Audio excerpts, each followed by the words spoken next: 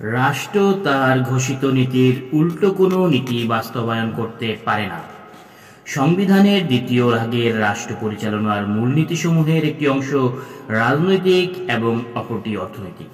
রাষ্ট্র রাজনৈতিক ও অর্থনৈতিক যে লক্ষ্য নির্ধারণ করেছে তার বাস্তবায়ন আদালতের এখতিয়ারের বাইরে রাখা হয়েছে। এ নিয়ে যদি কোনো প্রশ্ন নাও তোলা হয় আর রাষ্ট্র যদি তার ঘোষিত নীতির বিপরীতে কোনো নীতি বাস্তবায়নে ব্যাপৃত হয় তবে তা আদালতে গিয়ে বন্ধ করা যাবে না। সংসদকে আইন প্রণয়নের ক্ষমতা দেওয়া হয়েছে। আইন প্রণয়নে ক্ষমতার সীমা নির্ধারণ করে দেওয়া হয়েছে। সংসদকে 2/3 ভোটে সংবিধানের সবকিছুই পরিবর্তন বা রহিতকরণের ক্ষমতা দেওয়া হয়েছে। হোক তা মূলনীতি, হোক তা মৌলিক অধিকার, হোক তা অন্য কিছু।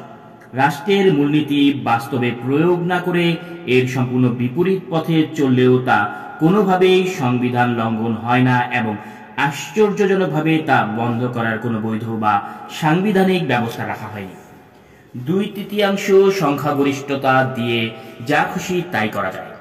পার্লামেন্টে 2/3 সংখ্যাগরিষ্ঠতা থাকলেই সংবিধান সংশোধন করা যাবে।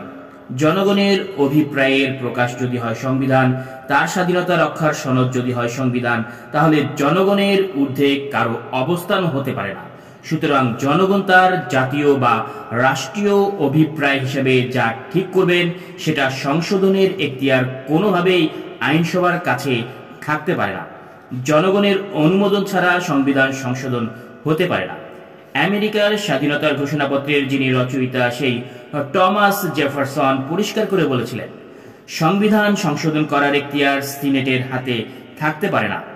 আইনসভার সদস্যরা নিজেরাই এই সংবিধানের অর্থাৎ জনগণের অভিপ্রায়ের আইনি সনদ কর্তৃক ক্ষমতাপ্রাপ্ত। সুতরাং তারা নিজেরা যদি সংবিধান সংশোধন করতে যান তাহলে তাদের নিজেদের ক্ষমতা বা কর্তৃত্বের যা উৎস তাকেই অস্বীকার করা হয়, নিজেদেরকেও অস্বীকার করা হয়। সুতরাং সাধারণ সিনেটের কাছে সংবিধান সংশোধনের এখতিয়ার থাকতে পারে না।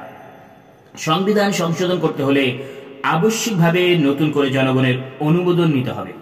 যে কারণে সংবিধানের 4th সংশোধনীর মাধ্যমে সংবিধানের চরিত্রের আমূল পরিবর্তন ঘটিয়ে একদলীয় শাসন ব্যবস্থা বাকশাল কায়েম করাটা ছিল সংবিধান বিরোধী পদক্ষেপ এবং সংবিধানের ঘোরতর লঙ্ঘন। বাংলাদেশের প্রথম জাতীয় সংসদে এমপিগণ শেখ মুজিবের নেতৃত্বে জনগণের মতামতের তোয়াক্কা না করেই সেদিন সংবিধানের অপরিহার্য মৌলিক শর্ত ও নৈতিকতার বৈশিষ্ট্য ধুলোয় মিশিয়ে দিয়েছিলেন। রাষ্ট্র কিভাবে তার কাছ থেকে কত টাকা আদায় করে, কার জন্য কত টাকা খরচ করবে তা নির্ধারণের জন্য যে বিল আনা হয় তাকে অর্থবিল বলা হয়। সংবিধান অনুযায়ী স্পিকার কোনো বিলকে অর্থবিল হিসেবে সার্টিফিকেট দেওয়ার পর এ বিষয়ে চূড়ান্ত হয়ে যাবে এবং এ সম্পর্কে আদালতে প্রশ্ন উত্থাপন করা যাবে না।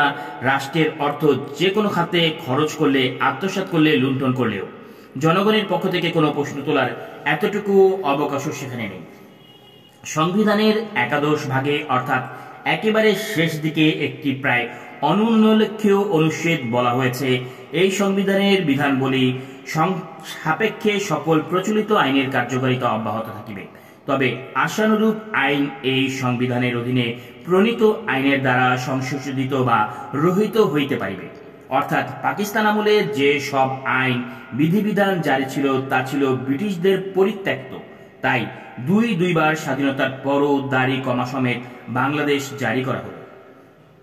সংবিধানে যেখানে মৌলিক অধিকার সমূহের বিবরণ দেওয়া হয়েছে সেই অধিকার সমূহকে আইন অনুযায়ী বা আইনের বিধান সাপেক্ষে বা জনস্বার্থে প্রচলিত আইনের বিধি নিষেধ সাপেক্ষে ইত্যাদি শব্দ ব্যবহার করে কিভাবে পঙ্গু করে দেওয়া হয়েছে তার একটি উদাহরণ এখানে দেওয়া যেতে পারে। সংবিধানে বলা হয়েছে, আইন অনুযায়ী ব্যতীত জীবন ও ব্যক্তি স্বাধীনতা হইতে কোনো ব্যক্তিকে বঞ্চিত করা যাইবে না। তার অর্থ দাঁড়ায় আইনের মাধ্যমে ছাড়া কোনো ব্যক্তিকে জীবন ও ব্যক্তি স্বাধীনতা হতে বঞ্চিত করা যাবে না, অর্থাৎ আইন নির্ধারিত পদ্ধতিতে তা করা যাবে। এজন্যই পরবর্তী সময়ে আবিষ্কৃত বিচার বহির্ভূত হত্যা, যা ক্রসফায়ার নামে কুখ্যাত, তার মতো বর্বর ব্যবস্থাটিও সংবিধান সম্মত হয়ে যায়, কারণ দেখানো হয়েছে ক্রসফায়ারও আইনসম্মত। 1898 সালের ব্রিটিশ প্রবর্তিত ফৌজদারি কার্যবিধি বা সংবিধান সম্মত আইনের ধারা অনুযায়ী বিচারে মৃত্যুদণ্ড বা যাবজ্জীবন কারাদণ্ড হতে পারে।